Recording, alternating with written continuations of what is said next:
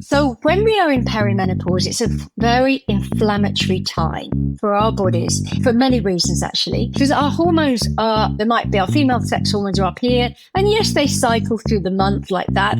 And then they obviously gradually go down to virtually nothing in menopause. And that in itself is an inflammatory state. Our poor bodies find it quite inflammatory. So you can imagine as it is gradually going down in a bit of a roller coaster way, we're losing that fabulous anti-inflammatory benefit of estrogen. Welcome to Your Second Act, the podcast that proves that life doesn't have to end at 40, 50, or even 60, because when it comes to living your best life, age is just a number. Hello, everyone. Thank you so much again for tuning into another episode. Hope you're all having a fantastic start to your week. A couple of months ago, I decided to give up alcohol for the month of April. Now, I want to preface it by saying I am not a big drinker. I'm usually just a social drinker, but I wanted to see the impact it would have on my body. So during that month, I did find it a little bit hard on a few occasions not to drink, especially when everyone else around me was drinking. But then I realized the benefits, that the next day, there was no hangover, there was no foggy head, I slept really well, and I thought maybe I'm onto something. So what I've realized is, even though I only had given it up for a month, I now find that I don't really want to reach for the glass of wine in the usual situations when I'm with friends, or I might have a glass on a Friday night. And I do go through those feelings of also thinking, oh, well, does that mean I'm not going to have a good time because I associate it with having alcohol and a good time? And like research shows, that as we age, we definitely should steer clear of alcohol. And I'm noticing a lot of people are giving it up. So I just wanted to open up this chat on my Facebook group page because I'd love to know your thoughts. And if you haven't joined the Facebook group page, the link is in my show notes. So yeah, let's get chatting and let me know what you think. Do you like to drink moderately? Have you given it up? What are the benefits? I'm not completely convinced about giving it up just yet, but yeah, let's share that conversation. Now, moving on to today's episode, have you ever thought of what it would be like just to pack up and move away and live a nomadic life? Well, today's guest has done just that. Emma, who is a passionate nutritionist and chef, shares her incredible journey of embracing a nomadic lifestyle in her second act with her husband. We'll dive into her impactful work helping women embrace an anti-inflammatory diet in midlife, including her bestseller cookbook, the Happy Hormone Cookbook, which promotes hormone balance and overall well-being. Emma also hosts these amazing retreats in stunning locations such as Tuscany in Italy, where participants learn about eating for hormone health and enjoying a balanced plant-based diet. I've tried a few of Emma's delicious recipes, which you'll find on her website. They are just so packed with goodness and flavor, and there is really nothing boring about this way of eating. So let's get into her episode, and she has a fascinating story to tell. So let's welcome Emma to her second act. Hi, Emma. Welcome to the show. It's fantastic to have you here. Your journey is incredibly inspiring as a passionate nutritionist / chef, focusing on women's health, especially during the transformative stages of perimenopause and menopause, and the author of the best-selling cookbook, the Happy Hormone Cookbook. Your story is already captivating. And when you throw in your adventurous nomadic lifestyle with your husband in the UK, well, I'm quite envious. And you've got such a fantastic second act story, and I can't wait to get into it. So welcome. Yeah, well, thank you, Michelle, for inviting me on. It's brilliant. I'm so happy to be here. Yeah. Absolutely. So a few years ago, you and your lovely husband, Bruce, packed up your life in Sydney and you relocated to the UK. to embark on a nomadic lifestyle through house sitting during your empty nest years. So what motivated the decision to do this? Yeah, no, it's a good question. And sometimes we reflect on it ourselves and go, why did we do this? But okay, so it began because both of us were in our second half of our life, and we had our final child left home. So we had no children living at home, and they were all quite settled and doing what they do. And we felt, fingers crossed, fairly contented and happy following their career paths. And we sort of looked at each other and we thought, now we are free to go wherever we want to go, do whatever we want to do if we want, if that's the case. And in my career as a nutritionist, I was a clinical nutritionist working in Sydney. And I worked actually alongside a fabulous gynecologist in Sydney, Paulette Maroon, and she was wonderful. But I also heard about the perimenopause and menopause movement that was happening in the UK. And the previous year, in 2018, I had gone over and I'd met Dr. Louise Newson and was so inspired by her work. And I then wrote to her subsequently and said, look, could I come and join your clinic? This is who I am. This is what I do. And she wrote back saying, possibly. Oh, and sorry, before you go ahead, who is she? Okay, so Dr. Louise Newson is one of the key pioneering doctors in the last decade to really push forward the discussion about perimenopause and menopause. And she's an absolute women's advocate. She almost fought with the British medical system to sort of, come on, we're not doing well enough for this group of women. We're just forgetting about them. We need to improve the quality of their lives. She is inspirational and fabulous. And so and in fact, a few of my friends in the UK, because I grew up in the UK, although I lived all my adult life in Australia. And quite a number of my UK friends actually were going to see her and said she was wonderful as a doctor as well as literally as a clinician. So I wanted to join her clinic if possible. And, I'm sure she got approached at that time by lots of people. So that's why she was slightly reticent. But I showed her my Happy Hormone Cookbook. I showed her my work. We talked it through. And in 2019, I did join her clinic in England, which prompted the move. But my husband sort of said, I don't really want to get kind of fixed and locked into a particular place. What if we just do a little bit of roaming around within the boundaries of the fact that I was doing in a physical clinic then, because it was pre-pandemic. And so we did. And we thought, okay, the way to do it, why don't we do house sitting? We love animals. We'd heard about this incredible house sitting website in the UK. And so we put our toe in the water. And literally the rest is history. We've not stopped house sitting. We move around. We do long-term house sits. Shortest is usually a month, 3 months. In the pandemic, we did a 2-year house sit for an Australian, actually. And it's been wonderful. And of course, in the pandemic, my clinic worked, as did the doctors. We all went online. So then we could start house sitting in a wider area. And in fact, I haven't taken my clinic back into being physical in-person clinic since the pandemic. I've kept it online. And so we house sit around the UK and it's absolutely fabulous, amazing. And the animals have all been amazing. And anyway, yeah. What an amazing thing to do. And I think we have to thank the pandemic for the fact that it's actually made working remotely so practical, so doable. So you could actually pack up your life and move overseas because there's no reason why you just couldn't. And I remember hearing your story and thinking, oh, I would so love to do that one day. And yeah, so how does it compare to conventional living? Okay, it is challenging at times. You can't have as much stuff. And because I used to be a chef, yes, and with my chef background, I love to cook and I love to create recipes and I love to have bits and bobs around me to do that. Now that's a bit challenging, but I've adapted my recipes to be using less utensils. That's fine. Just a great kitchen knife is almost all I need and a good chopping board and a great fry pan and that's it. And then herbs and spices, I use a lot more fresh herbs than dried spices because I don't want to cart loads of dried spices around. But Michelle, you'd be amazed. Everyone's very friendly and open with the house sitting we do, as in they always say, use everything in our kitchen. Just if you happen to use something up, just replace it. I mean, it's obvious really, but they're so sweet and make your house your own.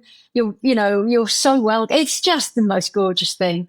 It's been really fun. The last house that we did, we had to look after some dogs, they were so sweet. They were lovely, but also a tortoise that lived in the house. And this was in the English winter time. So the tortoise was like in the house roaming around, and the house had some underfloor heating. And so it would find the hottest spot on the floor and just sit there in a tortoise fashion for a few days, and then occasionally walk out into the kitchen and kind of nudge you on the feet. Really? And demanding food. And I didn't know this, but tortoises have low protein meals. So they eat literally lettuce and tomato and cucumbers and dandelion leaves and cabbage leaves. And that's their diet. And so the dogs and I would go out in the fields and get dandelion leaves. That was no problem. And then we'd give him this salad. And I actually had pictures of it. It's so funny. Him chomping through, honestly, I swear, a massive bowl of salad stuff. No dressing, of course.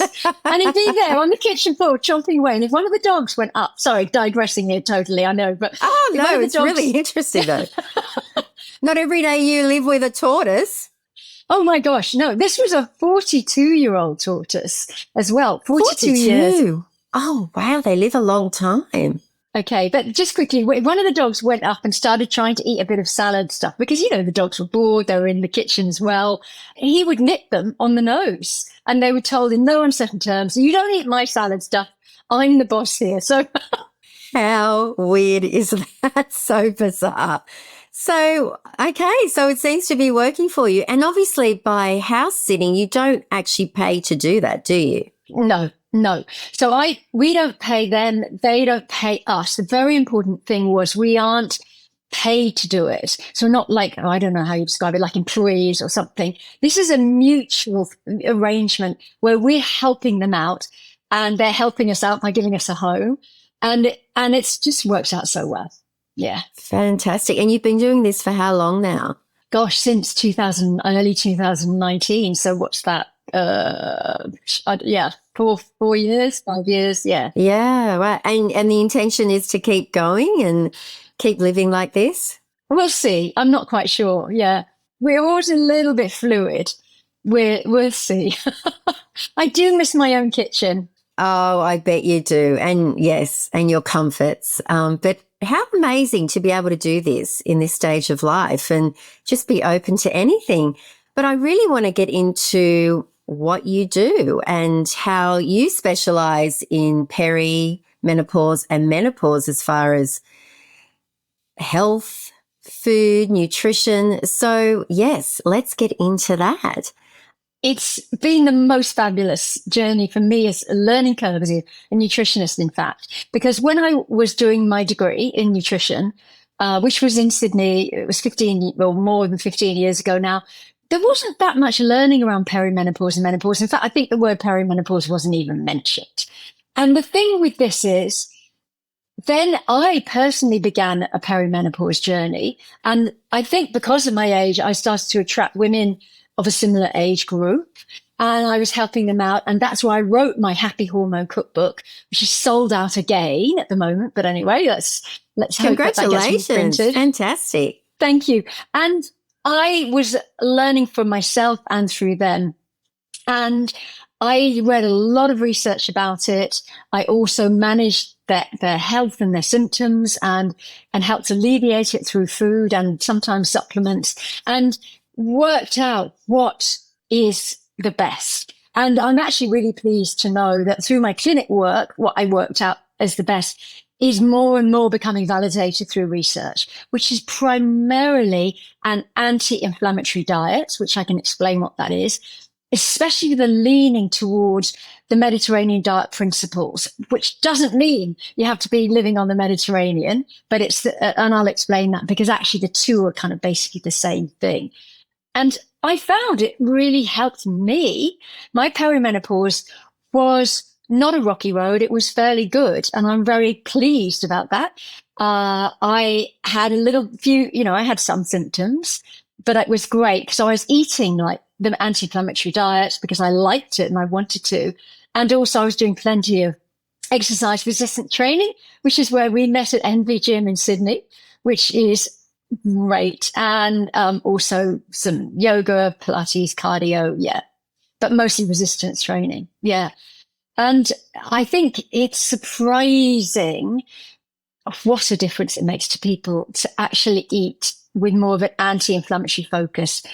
So when you're ready, I'll go into that detail if you'd like to know. I was going to ask you, so what is a typical anti-inflammatory diet? What are we expected to eat? Yeah. So when I say it's got a Mediterranean focus, it is very plant focused. That doesn't mean it's fully plant-based. It doesn't have to be. You don't need to be vegan or vegetarian, but it is very plant focused. So on your plate, the kind of the main thing you're eating is vegetables, fruit, nuts, seeds, legumes, pulses, beans, whole grains, plenty of extra virgin olive oil, vinegar, that sort of thing.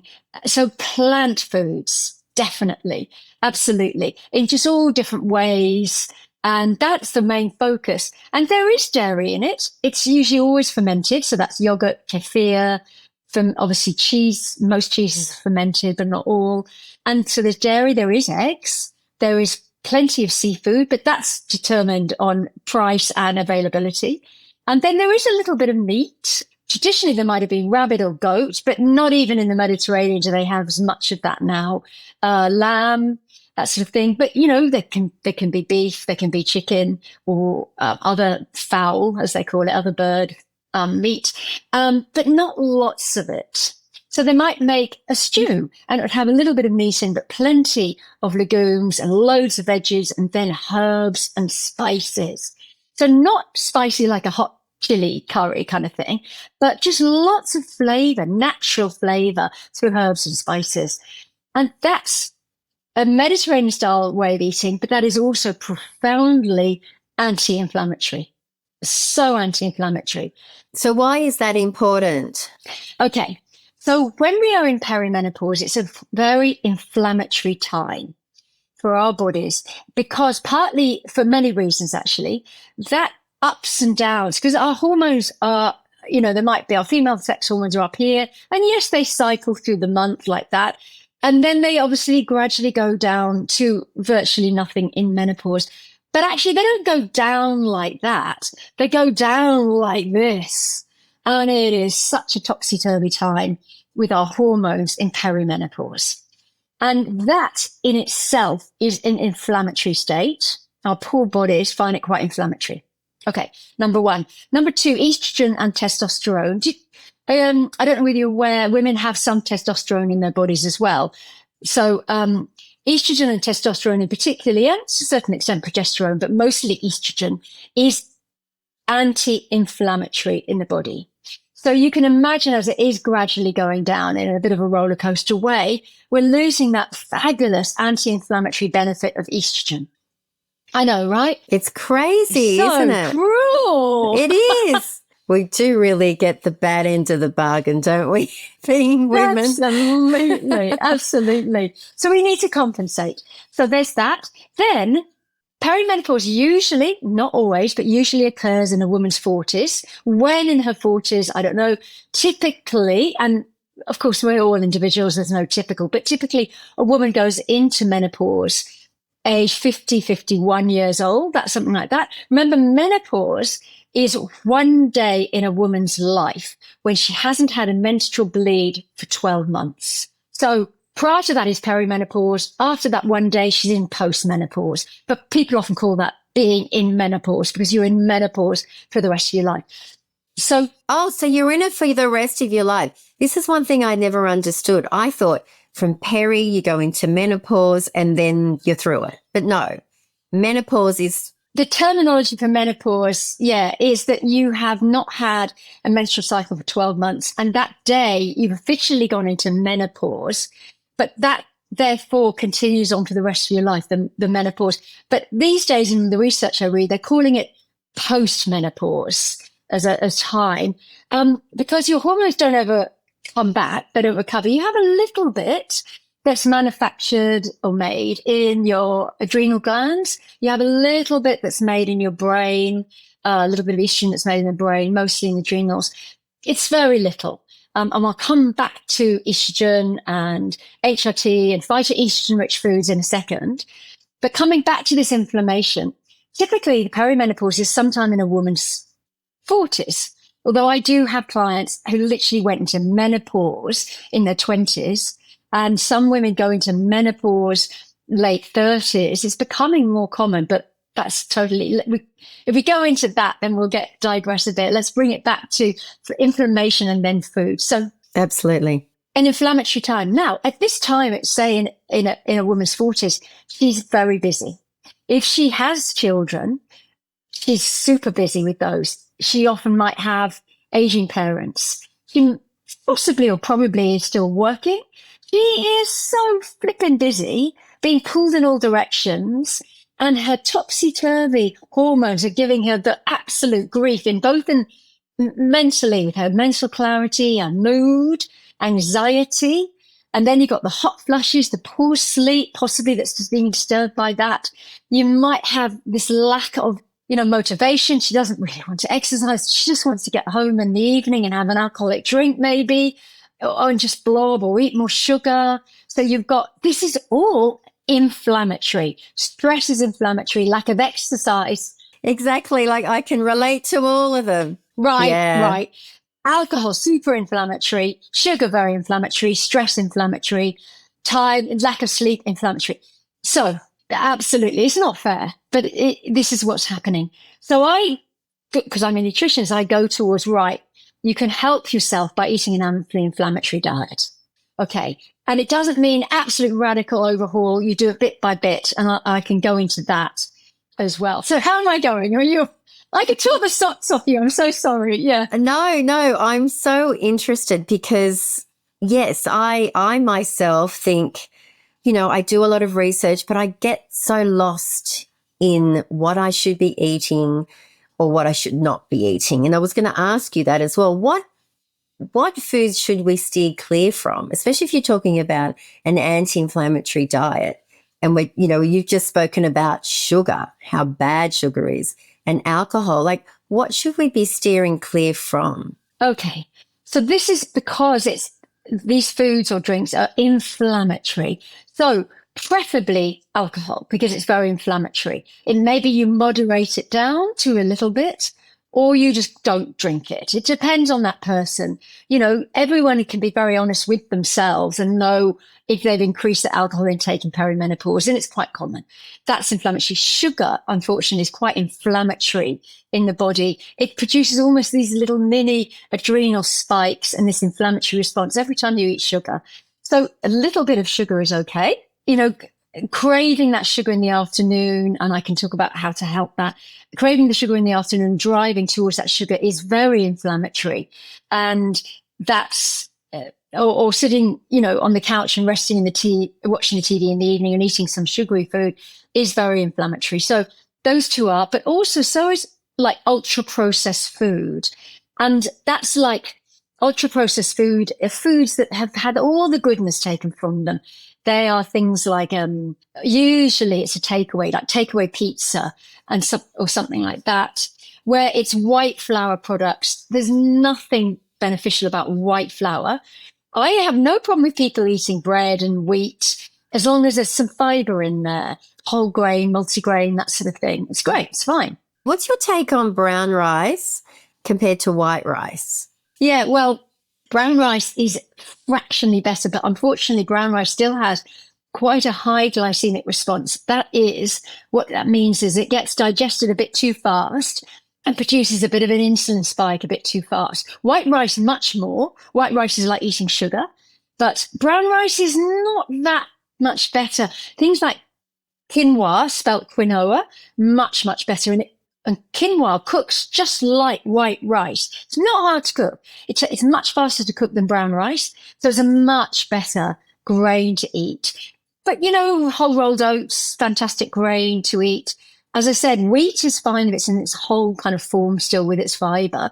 Because fiber, which is why that when I explain this sort of plant-focused way of eating is so anti-inflammatory, one of the components of that is the fact that it's high in fiber. So if I drill down to a little bit of more of a sort of mathematically talk, if a woman can aim to eat about 30 grams of fiber a day, then that's anti-inflammatory. Where she gets her fiber from, that's up to her, because some fibers might give people gut bloating and others don't. It's very individual. And there's fiber in all plant food, so that person just finds if they aim, they have to work up to it slowly. They're not used to a lot of fiber, for 30 grams a day. Now it's in nuts and seeds, it's in whole grains, it's in fruits and vegetables. It's especially good in things like ground flaxseed and chia seeds. That's really fabulous. Or quinoa, for example, and whole rolled oats. They're all great. So eating plenty of fiber is anti-inflammatory. The other thing we want to aim for is more of the anti-inflammatory oils, and they're extra virgin olive oil, and they're the omega-3s, which are in seafood. But if someone doesn't eat seafood, they're also in nuts and seeds, especially walnuts and flax seeds and chia seeds. So, but they're in all nuts and seeds, but those three are particularly high in them. So they're really good. So if we go into that a bit more, we're kind of finding out, well, why might the Mediterranean style diet or this anti-inflammatory eating be good? The anti-inflammatory oils, the fiber, the polyphenols, like I mentioned, all plant foods have got them, and they're anti-inflammatory in the body, partly because they help feed the gut microbiome, which in return effectively poop out these anti-inflammatory chemicals or compounds, which then travel around our body and have anti-inflammatory effects. So those are polyphenols. Okay. Wow. Oh, really good. Yeah. There's so much to know. There is. Yeah. So your cookbook, tell me a little bit about that. Well, it came about because I was doing talks in Sydney. This is when I was living in Sydney. I was giving talks about eating for hormone balance. And in fact, a publisher just happened to come to one of the workshops, loved it, approached us, because myself and my colleague who was basically the lovely lady organizing the workshops, and sort of said, would you like to write a cookbook? And we went, okay. And so I did. I wrote the cookbook. She helped me edit it. And it was brilliant. And the rest is history, because it was a real success. And it's sold out quite a couple of times. So yeah, it's really And these good. are your recipes? Oh yeah, 100%. All my recipes. Yeah. Fantastic. Because it's great. That's where my chef side comes in. Yeah. And I know about this anti-inflammatory diet, but I now want people to be encouraged to eat it. So I've actually got loads of free recipes on my website, and I've got masses on my Instagram account with little videos, and some on my YouTube account. So if someone just goes to my website, they can click through to my YouTube and Instagram. I'll put that all in the show notes so people can just click through. And yeah, because definitely. And I went to actually buy your cookbook and it said, oh, sold out at the moment. But you're actually going to be putting an e-version. Are you bringing out an e-version? That's what we're hoping for. So I need to push the publisher along, because she said, look, we'll put out an e-version so that we never sell out. And I said, yes, please. When? That's right. Oh, fantastic. Wow. So also another side of your business is you hold these wonderful retreats in wonderful places like Italy. How fantastic. So how do they work? They work. I mean, I say they work beautifully. That's ridiculous. That's an adjective. I'm not describing it to you. So people come to a beautiful place in this, at the moment, the one I'm running is in Tuscany, on the literally, genuinely, these rolling, beautiful hillsides full of vines or olive trees or lavender. And we're in this villa, which have actually just been beautifully, sympathetically renovated, stunning. And you're in luxury. You've got a bedroom and a bathroom, an ensuite, and it's very, very lovely. And I'm there talking to people, very present, talking, actually not just giving a talk for an hour. I'm there talking to the guests quite a lot through the day. I sit and eat with them. I cook most of the meals. They can wander in the kitchen, talk to me, even help me chop if they'd like. I have obviously a team helping me in the kitchen, but it's very much, we're all together there in this villa as if it's our own home for 4 nights, and it's wonderful. But I do also give more formal talks during the week on eating for hormone balance, but also eating for weight balance, eating for mental health, eating for bone health, and skin health as well. So I go into each area and I talk about it. And it is, for me as well, it's the most fabulous time. They are very, very, very special. So yeah, I don't do them too often. I think I've got one coming up in May. I'm not sure when you're going to air this podcast. So yeah, anyway, I've got one in May. Oh, they sound amazing. Will you do any in Australia? Yes, I absolutely. So I'm just looking into it now. So if you have any good suggestions, just message me of venues. I am actually absolutely looking at doing that really soon, actually. Yeah. Oh, good. Well, definitely keep me posted because that's something I definitely would love to do. I've been on like a mind body retreat in the Blue Mountains, and the chef they had was amazing, and everything was plant-based, but it's so delicious. And I only really eat a plant-based diet anyway, so it was fine for me. But I was with people who like protein, like meat, and they were amazed at how tasty and how wonderful this food was. I thought I could just live on this all the time. And there's no reason why we can't learn to cook that way. I think it's so important, isn't it? Do you have a lot of men who come to you because predominantly, I guess, I don't know, maybe it's sexist, but they do like to eat a lot of meat, don't they? I do have a lot of men. I don't see men mostly in clinic because I am a perimenopause and menopause. But that'd be weird. Yeah. But I actually have had partners of some of my clients. They've said, oh, please, will you see my partner? And I said, okay, all right. Because in fact, the anti-inflammatory way of eating is spot on for them as well. The only difference is I focus on phytoestrogen rich foods with my female clients and not so much with my male clients. And perhaps I might add in more zinc rich foods with my male clients. So yes, absolutely. And I think it's quite important to also remember that everyone is an individual. And this is an umbrella sort of way of eating. But within that, there is a lot of feeling your way, just gradually eating more like this and finding out what suits you, because some people might get gut bloating from certain fabulously healthy foods. And they don't force that. If that's the case, we'll avoid those and choose something else. And I think and other people are so busy. They can't always eat really well. And actually that's why I've just developed a brand new supplement drink. It's sort of just so somebody can try and eat well and aim to eat well. And that always comes first. But I also tick the box every day by having a supportive supplement drink. We called it Hero Rise because it's all about literally rising into that energy that is inside you. Just want to tap into it and bring it out and feel it. Yeah. Oh, great. So where can we buy this? It's a powder, is it? Yes, a powder drink. And I've been drinking it this morning because I noticed it nice and green. Yeah. Yeah, no, it is. It's a greens powder. Funny enough, it's not green at first and then it turns green magically. Anyway, it's not for sale in Australia just yet, unfortunately. We're hoping by the end of 2024, it's for sale in Australia. So it's for sale in the UK.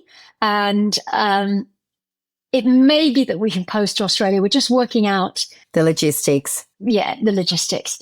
There's just slightly different packaging labeling laws in Australia, and we've just got to overcome those before we can sell in Australia. But it'll be the exact same product once we do. I was going to ask you about supplements. What are your views on them, like multivitamins, fish oil? Yeah, what do you think? Obviously, nothing replaces a good, healthy, balanced diet. I know. Absolutely nothing. When we are very busy, and I am a very busy person, and sometimes you miss out on possibly looking after yourself completely. And I will take supplements. Do they make a difference? I really don't know. Sometimes I think it's out of habit that I just take them. What's your take on that? Okay, so my experience is that if I encourage someone to eat well, that's great. But when they start taking a few key supplements in perimenopause and menopause, they do notice the difference, which is why Hero Rise came about. That my powder drink. And mostly in that time in a woman's life, I noticed that, for example, magnesium can make a beneficial difference, a noticeable difference. And to some women, that's actually to do with a blood glucose balance or blood sugar balance. For others, it's to do with the quality of their sleep. For others, it's literally maybe less aches and pains. Not necessarily. It depends on the person where they might feel the benefit. And so actually in Hero Rise, we put a really good, strong therapeutic dose of magnesium. I've noticed that makes a difference. Then the other things that seem to matter are either eating fish 2-3 times a week or having fish oils consistently. So that's another, because fish oils are very anti-inflammatory. So that's really good. And you can eat fish or seafood, no problem. Or if you don't think you can quite manage that, or you just absolutely don't know where to start with what's a sustainable fish and what's not, or you can't afford to, then a fish oil daily is actually really good. In the UK, if I was talking to people in the UK, I'd say vitamin D is extremely important to take, not so much in Australia. Because of the lack of the sun. Right, exactly. Now, you know what? You could just stop there. If you didn't eat dairy foods, I would say I'd probably take a calcium supplement. If you didn't quite have as nourishing or nutritious a diet as I would want, or you can't quite get around to it, then I wouldn't suggest a multivitamin, unfortunately. It's not got enough of each. Usually, it's not got enough of each individual nutrient. Whereas in Hero Rise, actually, what we did was we tried to put in, it's 18 active ingredients in here. So less than a multivitamin, but a lot. And we just made sure that everything in here has a meaningful amount. So it actually has a benefit. And so we put B vitamins in, but also we put a lot of plant extracts.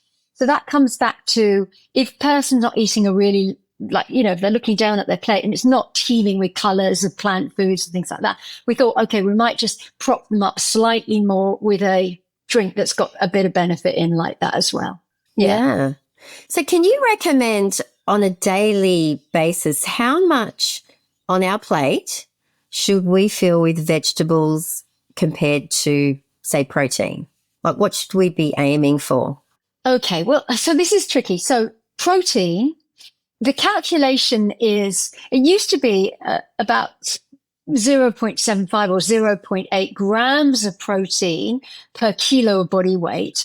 Now, that's still the sort of general thinking, but now there's some strong research that's saying we're really, especially in midlife and beyond, then the focus might be better to be 1 gram to 1.2 grams of protein per kilo of body weight. Now, there's outliers. If you're super thin or particularly overweight, then you probably wouldn't, that calculation doesn't quite work. But generally speaking, that's quite a good aim. So for me, I weigh 60 kilos and I would therefore I kind of aim somewhere between 70 to 75 grams of protein a day. And that's quite a bit more than the daily recommended amount in Australia, from the governments in Australia and in the UK. But I think we become less efficient at absorbing protein as we get older. And protein is really great as we get older in so many different ways in our body, and not least because it helps us feel satisfied. So does fiber and the anti-inflammatory oils in our food. So that's going slightly into the analytics, pulling out. Now, what does that look like on my plate? Let's just talk about what I might have, say, in a day to eat. And if I was having a sort of a breakfast style meal, which might be late morning, I might choose not to have my first meal until into the day. It depends, when I'm hungry. I usually eat when I'm hungry, not when the clock tells me it's breakfast time. And often I eat about 10 or 11 a.m. And it would be a bowl with some thick yogurt, which is high in protein. And it's also a beneficial fermented food. So it's got live bacteria in it. I like that. I want that tick. It's good for my gut health. And then I'd add a ton of nuts and seeds, especially those phytoestrogen rich ground flax seeds or chia seeds. But I might have a few other bits of nuts in there for crunch. Fantastic. I might add, for the polyphenol and variety, I might add maybe some mixed berries, or I chop up a bit of banana, or I might add in some kiwi fruit or pawpaw or something like that, just for variety. and fiber and also vitamins and also, as I say, the polyphenol variety, which is really good for my gut. And that's a good amount of protein. I imagine, depending on how many nuts and seeds I add, I'm probably getting about 25 grams of protein, maybe even 30, depending on what my yogurt's got in it, probably 25. And that's a really good start. That's amazing. So that's good. That sounds delicious. Yeah, my next meal would probably be a chopped salad. Once again, I'm just looking down, imagining, but I actually usually have a bowl rather than a plate, but a bowl with just lots of variety, just literally chopped up quite finely. I quite like a chopped up salad. And I'd obviously have an extra virgin olive oil and apple cider vinegar, dressing usually, amazing salt, pepper, fresh herbs, maybe dried herbs like oregano if I haven't got any fresh herbs. Right. That's my basis. Maybe some leftover cooked sweet potato, maybe some cooked quinoa tossed into those veggies. And then I'd add protein. And my protein might be tofu. I love tofu, firm tofu. It's not very flavorsome. In fact, I think it's really bland. So I would toss it in the dressing, crumbled. And then I toss the dressing and the firm tofu into that chopped salad. Then I'd probably add some nuts and seeds or just some seeds like pumpkin seeds, sunflower seeds in there. And I probably would make it up to about 20 grams of protein, maybe 25 grams of protein. Firm tofu is really high in protein. The soft silken tofu, less so. It's still good. It's less so. Firm tofu has got almost as much protein, depending on the brand, as certainly as fish. And so it's a really good protein source, very good for the planet too. Full of phytoestrogens, brilliant tick. So that might be that. Or I might have some cooked egg. I might have I do eat fish myself. I might even open a tin of sardines. I might have that as protein. So I'd aim maybe for 20 to 25 grams of protein then. That really fills me up. So I usually don't have an afternoon it's probably a late lunch I'm having anyway, because I had a late breakfast. And so I don't usually have anything in the afternoon. And my evening meal, I try and have as early as is manageable. And that's based around veggies. And I usually always have some sort of legume in there, like lentils, cooked lentils or chickpeas or something. And maybe I might start with olive oil, garlic, onions, slowly cook them up, add in some cooked, say, chickpeas or butter beans. And then I'd add in some chopped up veggies and kind of just cook that up with the lid on my fry pan. So it all goes sort of just beautifully tasty. Drizzle over more olive oil. And it kind of, sometimes if you're using butter beans, some of them break up a little bit and make almost this slightly creamy sauce. I add plenty of garlic because the garlic suits my gut, doesn't suit everybody's. I love it though. And there's protein in those butter beans or in those chickpeas. Then once again, I might add more. It might be a piece of fish. It might be some eggs. It might be some tofu. It might be some nuts and seeds. Something like that. I do occasionally eat meat, rarely though.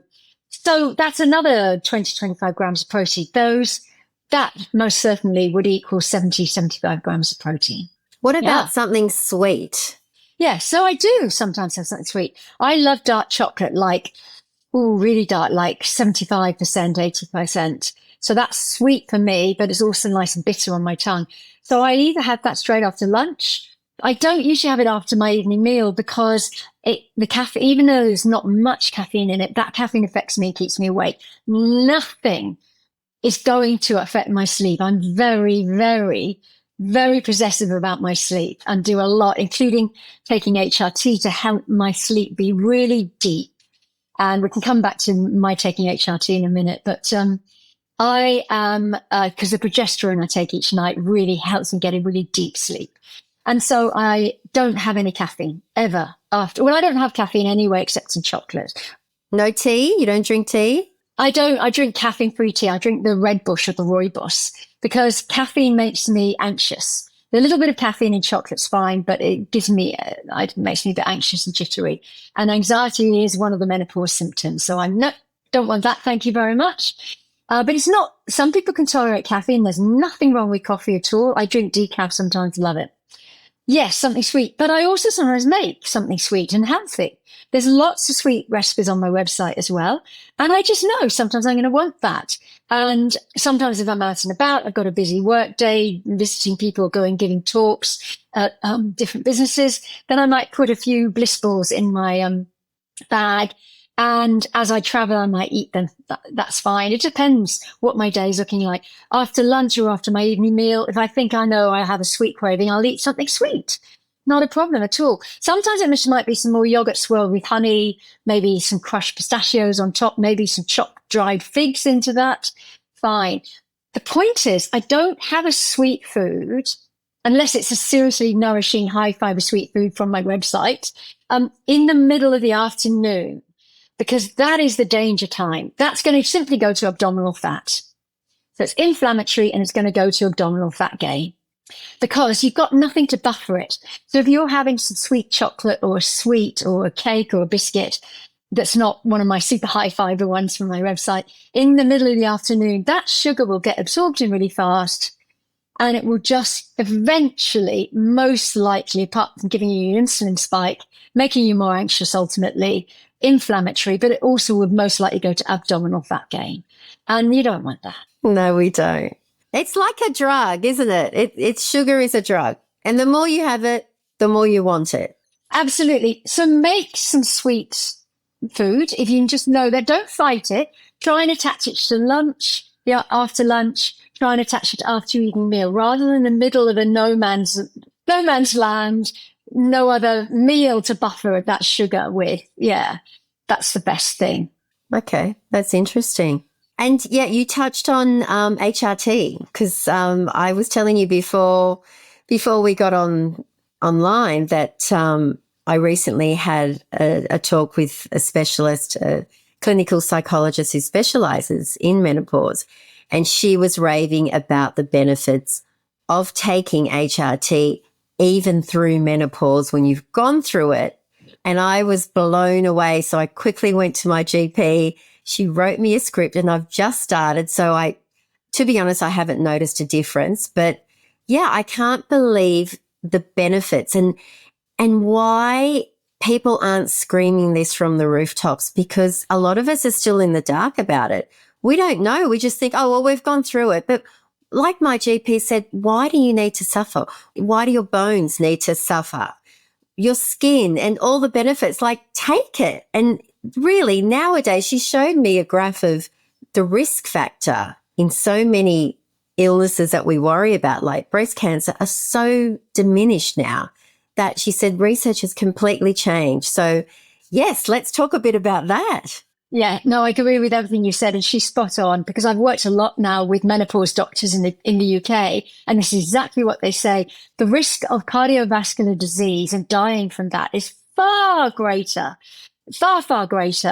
because that's post-menopause. We have this massive, serious increase in risk of cardiovascular disease, and HRT helps to prevent that. And so it is a super preventative. It's a longevity drug, but I'm taking it because I have a sister who has osteoporosis and a family history of dementia. It's not at the moment, if I go into a GP and say, I want to take HRT because I have a family history of dementia, that's not how it's meant to be prescribed, because the research hasn't kind of got to that point where they say, yes, it will help to prevent dementia. Although there's a USA doctor, amazing researcher, Dr. Lisa Mosconi. She has just published a book just called The Menopause Brain. And her research is all about estrogen and also lifestyle and eating well and how to prevent that complete, like, foggy head, brain drain, dementia, Alzheimer's, that sort of thing. And she is, of course, a real fan of HRT from the perspective of the brain health, the health of the brain, our mood. It's profound. So I'm taking that. I have a mum who had dementia. I have a sister with osteoporosis. I'm taking it as a preventative. And I did actually feel better on it. I was surprised. My perimenopause was quite good, had a few symptoms. I started taking it just when I went into menopause. And I was surprised, Michelle, actually, the subtle differences. I hadn't realized, actually, But I had a few aches and pains, but I was just exercising through them and it wasn't debilitating like fibromyalgia. But in fact, they went. I hadn't realized my sleep was not as good as it could be. And my sleep got deeper on HRT. Ah, that's good to know. My skin did improve, but that's not why I took it. My bone health has been always really strong because of my resistance training. But, once you go into menopause, your bone density just falls off a cliff in those first few years. So it's very scary. Yeah. And my cognition is fantastic, but I do take a bit of testosterone as well as estrogen. And I think for me personally, that the testosterone has actually helped my cognition because when I forget to take it, I just get a little bit foggy in the head and I think to myself, oh, why is that? What have I done today? Or did I drink some alcohol last night? And I reflect back and I think, oh, of course, I just have run out of my tube of testosterone or something. And I go, right, do something about it, girl. And is that, you said a tube, is that like a gel? Like the estrogen gel, is that? A cream. It's manufactured in Australia, actually. It's the only place, as far as I know, it's manufactured. I don't know. That's probably not true. But it's a tube of cream and you rub a little pea-sized bit of this testosterone cream just on your thigh or your buttocks every day. And away you go. We're not going to start growing facial hair, are we, by taking it? No. Some women do have a few extra hairs that grow at the site of where they rub the cream onto. But you know what? If it doesn't make a difference to you, then you don't need to take it. If say you tried it, if it doesn't make a difference, then you wouldn't need it. It's very individual. Yeah. But I also eat loads of phytoestrogen-rich foods and always have done through my perimenopause. And I will not stop that because they work synergistically with my HRT and they're just as important now, even though I'm on HRT. So I do eat plenty of tofu and I love it because I mix it with flavors and I stir fry with it and things, lots of recipes with it on my website. I do eat plenty of nuts and seeds. I always have ground flaxseed or chia seeds every day. And other nuts and seeds. I eat chickpeas and things like that. Legumes, pulses, beans, they're all full of phytoestrogens as well.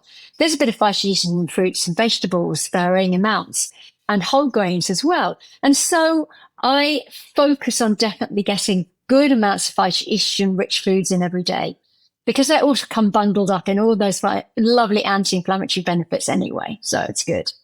Well, this has been an eye-opener.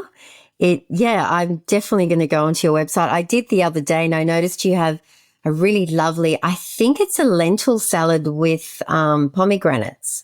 Is it lentils? Yes. I love pomegranates. Are they good for you? They have to be. Oh, so good for you. Absolutely spot on. They are teeming with those polyphenols, those anti-inflammatory polyphenols I was talking about. Yeah, they're very good for you. Yeah. Well, I'm going to go and make that because I thought, that's just looks right up my alley. I love salads like that. And it can be so interesting. My friends call me the salad queen because every time I make one, I just add a lot of different things to it just to make it taste and look more interesting. And honestly, it's a meal in itself. You don't really need anything else with it. So yeah, lovely. Well, I'll definitely put up your details in the show notes. And yes, I encourage everyone to buy your book when it obviously comes out for release again, but to have a look on your website as well. And so you also do workshops. Is that on your YouTube channel as well? Do you speak about all of this or? Yeah, I do in-person workshops and occasionally online workshops. They're live with the people because they're workshops. When I'm next back in Australia, I will do some workshops and the retreat that we were talking about. So I'll be offering those to Australians I don't know when you're releasing this podcast, but it'll be in the summer of 2024. Oh yeah. Probably in the next couple of months, this will come out. So yes, definitely. Well, yes, please keep in touch and let me know because I definitely would love to come along and so interested in changing my mindset as well to this stage of life and how I eat and now taking HRT. I'm really interested to see the benefits of it all. But I like to end my episodes with the same question. What's something you have in your second act that you never thought you'd have in your first? Do you know what? I have much more energy. I never expected it. And that is 100% because I gradually switched over to much more of an anti-inflammatory focused way of eating. I literally walk the talk. I love eating like this, and I do it myself. And I do, sure, I know what key supplements make a difference to me, which is the Vera Rise, which is why I formulated it. But I was so surprised. I have more energy now in my second half than I had like in my 30s and even in my early 40s. It's just more energy, absolutely much more. And with the energy comes more joy, more engagement, more wanting to be in life. So I was very surprised. Yeah, it's great. Fantastic. And it is such a great stage in life, isn't it? Isn't it? Exactly. I love it. And I love speaking to women like yourself who give us a wonderful insight into the possibilities of how it can be. And yeah, I'm all for changing and becoming a better version of yourself, as cliche as it sounds. But it's true. You know, we owe it to ourselves. We're not here for a long time. So if it means changing up your diet, maybe stop drinking, whatever it is to help yourself, then just do it. Yeah, that's right. Yeah. Well, thank you, Emma, so much. And all the very best in your second act. And please keep in touch because I would love to come on one of your retreats. Thank you so much, Michelle. Absolutely. Thanks for tuning into another episode of Your Second Act. If you enjoyed this episode, I'd love it if you could rate and leave a review on your favorite podcast platform. Your feedback means the world to me.